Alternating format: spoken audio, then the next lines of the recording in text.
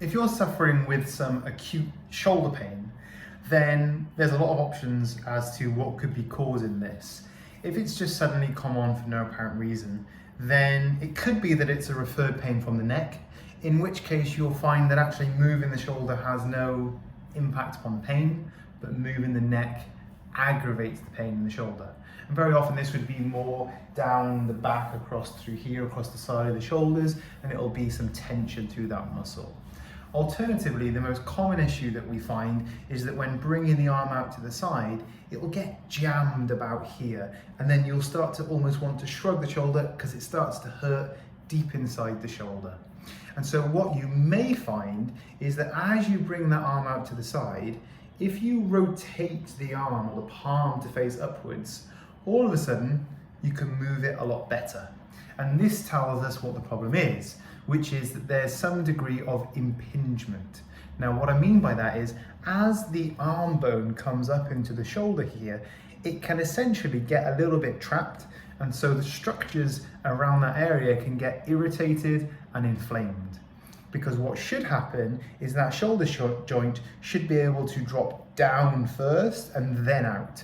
And if your bicep muscle and your latissimus muscle can't work well enough, you're not going to drop down and out.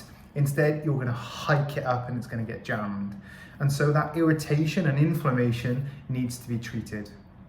So what you can do in the short term is have a small weight in the hand and almost kind of work it like a pendulum, just to try and gap that joint out.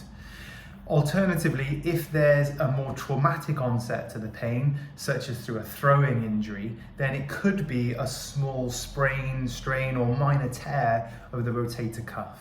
Now, everyone talks about the rotator cuff and everyone thinks they have rotator cuff problems, but actually it's quite uncommon. And most of the time, our research shows us that rotator cuff tears are pretty normal, and they're found commonly in people who are pain-free. And so yes, ultimately we would like a strong rotator cuff, which is stage 5 of the treatment process, because that's going to protect the shoulder. But the most important thing is finding out why can't you connect with the muscles, and there's around 18 that act upon the shoulder that allow it to move in a smooth and efficient manner. So in the short term, we can try to put some heat packs just on the front of the shoulder here to try and open that up. It can be really, really helpful to do some stretches to open up the front of the shoulder here, which you'll see in the mobility section for the shoulder joint. And also consider actually mobilizing the neck and follow the neck mobility routine. But ultimately, moving within a pain-free range is the key.